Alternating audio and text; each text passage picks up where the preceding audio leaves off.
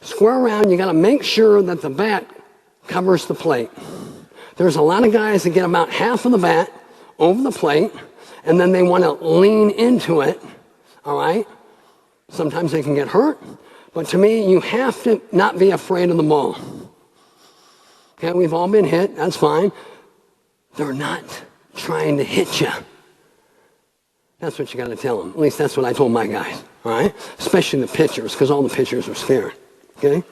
So, you square around, you're high in the zone, okay? Cover the plate. Now, I pinched the bat. Well, I got a finger right here, as you can see. This one's a little bigger than that one. I pinched it, but they threw it inside. I tried to get out of the way, smashed my finger. I was out for a month. But the object is high in the zone. You don't want it flat, and you don't want it like this. You want it slightly tilted, in my opinion. The reason why is because human nature is one that when you go to bunt, you're going to have a tendency to drop the head anyway. Where if it's flat, you're going to drop it, can pop the ball up. If it's here, you've got too much movement to make mistakes. The key to a successful bunt is the least amount of movement. Let me say that again. The key to a successful bunt is the least amount of movement. And I'll continue to explain, okay? Cover the plate, up in front, slight bend, got it pinched. Now, here's an option. Some guys like to hold the bat hard and pull the bat back. Again, there's movement there. For me, I just had the bat high in the zone, and I used these like a shock absorber, so that when he would throw the ball, I could drop it and feel comfortable. And I purposely, some guys get afraid of putting their hand up here. If I put my hand here, I don't have as much control. If I put my hand up here, it forces me to bunt the ball on the end of the bat. I tried to say the end, you can't bunt on the end, but up here, and that's what's going to kill it. So, I think that if you have a firm grip, the ball's going to jump off your bat. But if you have a loose grip, okay, and you just kind of, it's almost like I teach my guys catching an egg. Okay, so what I'm trying to do is I'm here, across, and then I'm just trying to catch it, just trying to catch it. But look, am I moving the bat? Look, what am I doing? Least amount of movement. I'm using my legs. I'm losing my legs to get to it. Okay, the ball's inside. Then I can just use my legs, or I just wait, and then I can take it with me. Least amount of movement is the key. Okay, so to review. Up, over the plate, high in the zone, loose hands. I want to be able to use my legs. Now here's another key. For me, from the left side, this doesn't necessarily, well, it does matter with the right side too. You want to try to explain to them that they need to keep their head close to the bat. Okay? I'm not talking close like this. I'm talking that they're thinking about seeing the ball. Ready? I want to see the ball on the ground before I run. Every player, me included, because of our adrenaline and we get going, we get set up, ready? And then we go, hit ready? And we leave. That's where the error and the mistake comes. Okay, so you tell yourself, high in the zone, I want the bat, my head close to the bat. I want to see the ball on the ground, so it's not, when I teach two steps. I teach bunt and run, but ultimately what you're trying to do is you're trying to get them to work into it, to all in one motion. So you're here, the ball comes, all right, and then what you do is you shift, and here's another thought, okay? You take the bat, and a lot of kids have a tendency to do this. What you want to try to teach them from the left side as well as the right is they take the bat from here and they go right to the position right across their ear. Right-handed, boom. Boom. Left-handed, but I want to go and I want to be there because you do this, you're going to and then you're going to really be out of whack. Does that make sense? So try to get them here, out in front, high in the zone, pinch, loose, and then to me, I want to bring it right there. So that's my proper position. And then when I bunt, I want it as the ball's coming, I'm seeing it. And it's almost as if I'm leaning into it, see the ball on the ground, and then I'm going to go. So again,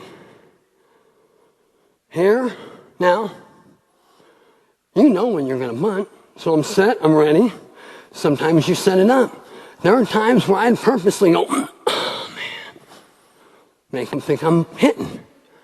Or, all right, I would swing hard, but here's it, watch. Here's my swing. Here's my bunt. It's hard to pick up. You're the only one that knows it if they execute and you teach them. It's the work that they have to put in. I can tell you in spring training, that was my bread and butter to stay in the big leagues. So in spring training every day, I would bunt 50 balls to third. That was my bread and butter. And I bunt 100 to second base. So it wasn't a weakness anymore. I did it every day in spring training. And I would go for 17 years in every city we went in to play on the road.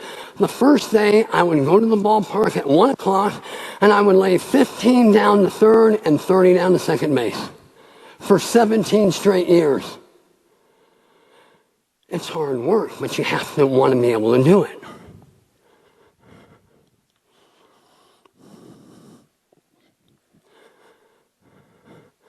Here, high in the zone, cover the plate, have your hand right here, loose, use your legs. See the head close to the bat, see the ball on the ground before you run. Okay, now I'm going to shift to the right side. Right-handers have the same tendency in regard to they want to bring it around. Again, take it from here, over the top, put you in that position.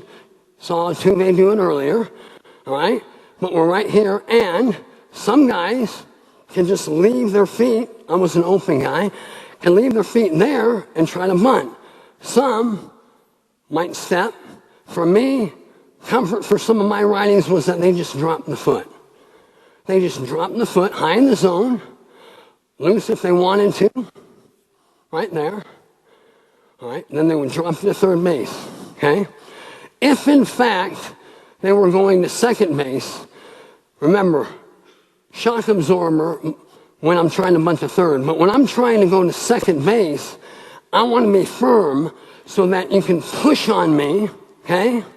And what you want to do is they will actually, if you were to get them to take this kind of as a reference point, take this and point it at the third base, that's a pretty good position. You get the ball between the pitcher, the second baseman, and the first baseman. And what I try to teach them to do is keep everything firm and hard and then use their legs, not push. Use their legs. But if you were to get one of your players, and you could do this, little physics lesson. I did it with one of the guys in the back. And you were to say, all right, I want you to put your hand out, and I want you to let me slap your hand down. All right, let me slap your hand down again. And then you say, okay, let me do it again, but you don't hit his hand, he's going to go up. That's the physics lesson in their mind. So, you know that they're going to push anyway, but you don't teach it that way. They're going to do it, but you don't teach it that way, all right? You teach using your legs. That'll keep them firm. Least amount of movement, boom. And that's how it's done. Now, from the left side, bunting to second base is a whole different animal for those that have left-handers.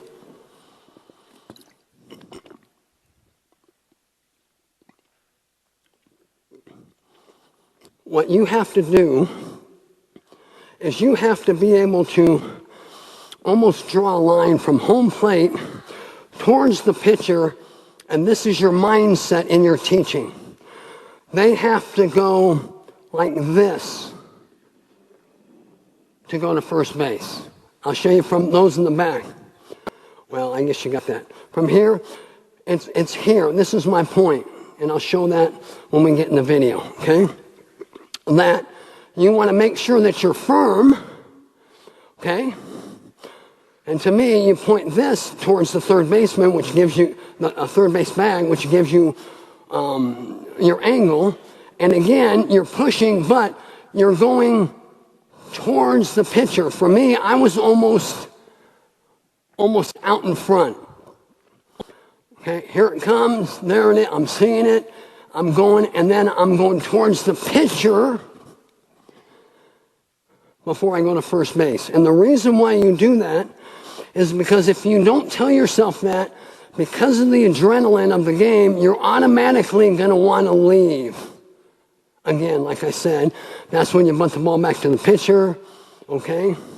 You bunt the ball foul. So there's that. One other thing I forgot on the right side is simply this. When a right-hander wants to get out of the box, he has a tendency, again, to leave, which means you have to force him or teach him to see the ball on the ground before he goes. A lot of them have a tendency to, they want to go, and then they lose this vision right here. It's a dead spot. They don't see it. That's why you see them bounce the ball or pop it up, because they think, I got to get out of the box, instead of thinking, no, boom, I'm going to put the ball right there. And what I'm going to show you now is kind of what I talked about, okay? And we're going to kind of stop at some points, and I'm just going to reiterate. But again, every single time I went to the plate, I thought about bunting. Every single time. I had 31 home runs in college. Why? I knew my role. I needed to get on base. I needed to set the stage for the guys. Everybody in the league knew. Remember what Rod said? They know you're going to bunt. They just don't know when.